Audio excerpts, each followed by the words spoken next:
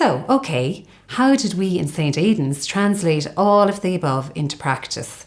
To develop a whole school approach to wellbeing, we chose to use the recommended Health Promoting Schools model. We began our process by contacting the Health Promoting Schools National Coordinator. She was only too delighted to help, as are all of the support agencies once you pick up that phone and make a call. She arranged an appointment for my principal and I to meet with our area coordinator, and from there we followed the HPS process. The HPS coordinator from the HSE was delighted to come to our school and gave an informative presentation to the whole staff on what was involved in the process. I myself am the Health Promoting School Coordinator here in St Aidan's, and as such I am tasked with developing a whole school approach to wellbeing and positive mental health across our school. The next step in our process, we recruited and established our HPS team, which included, as it should, parents, teachers and children. We did this in the following way. Firstly, invitations were issued to the parents via a letter, and we also sent an information booklet that was provided to every family in the school. Parents were notified of the absolute importance of this letter through the Parents' Council, and we also used the school Facebook pages. We used via text to parent, and reminders were sent in children's journals. Interested parents then returned a consent slip. Due to the oversubscription and enthusiasm in our school, we had to invite all interested parents in for a cup of tea and discussed in detail what was involved. Remaining parents' names were then put into a hat and drawn out.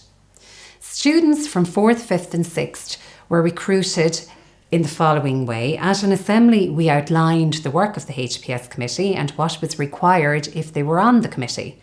Class teachers then used the HPS information booklet, adapted the information in it and went through it in detail with their class, answering all the questions of the children.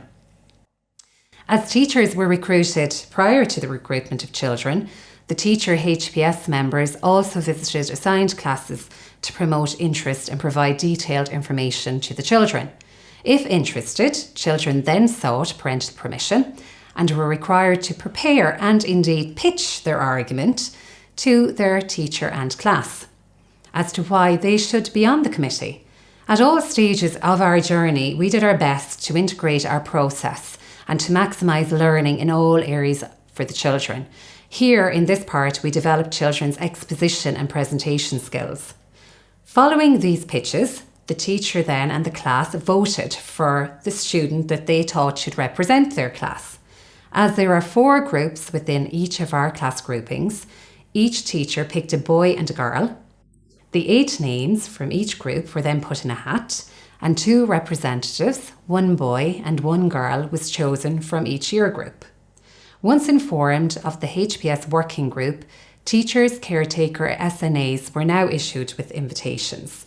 Teachers agreed that we would need a representative from across the classes, so the following process was agreed. All interested names were put into a hat, but once a teacher from a particular group was represented, then other names from that group were eliminated. Due to the size of our school, in excess of 800 children, it was decided we would have to have 6 of each representative on our committee.